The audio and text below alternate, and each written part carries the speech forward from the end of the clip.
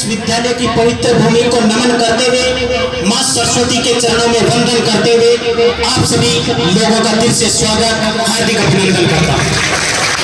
आज हम इस आजाद मुल्क का 56वां स्वतंत्रता दिवस मना रहे हैं, उसकी भी आप सबको बहुत बहुत बधाई।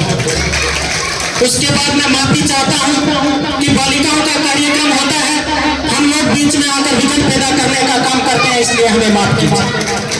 लेकिन कुछ जरूरी बातें जो स्कूल के बारे में बोलनी होती है उसको लेकर हम आते हैं।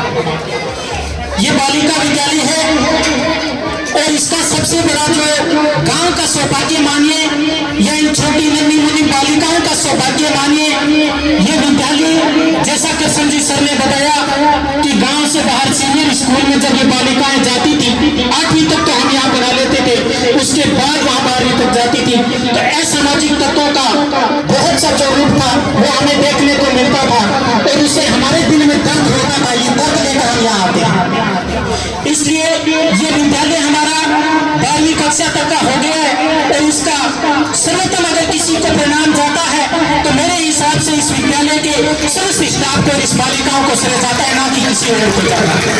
ये इन लोगों की मेहनत है, जो सरकार इन लोगों की मेहनत को देख के विद्यालय का मानित किया। उसके बाद बात जब बालिकाओं की आती है तो आप लोगों से मेरा बालिकाओं से निवेदन है कि आप ध्यान से सुनिए।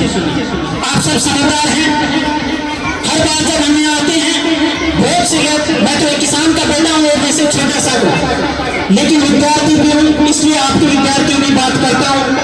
हम लोग बार बार लोग ये कहते हैं कि शिक्षा शेरनी का दूध है, आप किताबें पढ़िए, लेकिन हम उससे हटकर आपको कहते हैं कि जो रास्ता आसान होता है उस पर दुनिया चलती है।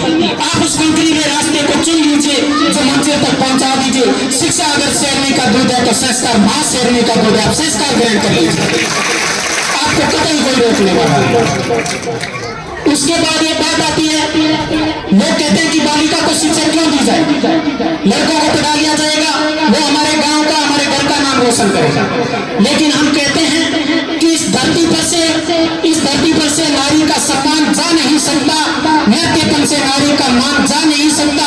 बेटा घर में हो तो बेशक एक टाइम चूल्हा ठंडा रह जाए, लेकिन अगर बेटी घर में हो तो भूखा घर से मेहमान जा नहीं सकता। यह गारंटी देके कह सकते हैं। उसके बाद आप ज्यादा से ज्यादा विद्यालय में आए और मेरा एक निवेदन और भी रहेगा, प्रिंसिपल मैडम भी हमारे नए आए हैं, कोई माने या ना माने, कोई कितना भी आरोप लगा ले हम पे, लेकिन हम इन विद्यार्थियों के लिए अपने खून का एक एक कतरा बहाने के लिए इस राजस्व को शिक्षित और नए राजस्व बनाने के लिए तत्पर रहेंगे हमेशा। और हम आप लोगों को ये भी बता देना चाहते हैं कि आरोप चाहे कोई कितना भी लगा ले, इंसान को दबाया जा सकता है लेकिन उसके विचारों को कतई नहीं दबाया जा सकता। आप अपने विचार ग्रहण कीजिए। विद्यालय का परिणाम, ये विद्यालय इसीलिए यहाँ गूंजता है, आप परिवर्तन आप देख रहे हो। ये विद्यालय मिट्टी को घड़े का रूप देकर सीनियर विद्यालय में आज तक भेजता है और अब की बार ये विद्यालय खुद कर्मोन्वित हो गया है, इसलिए घड़ा भी अपना बनाएगा और मिट्टी भी इस विद्यालय की है। उसके बाद एक पीड़ा और झलकती है। अभी एक सरकार के द्वारा यहाँ मंच से बार बार उद्घाटन तो हो रहे थे, लेकिन सरकार के कार्यक्रम चल रहा है शनिवार के दिन नो बेड नो डे वाला।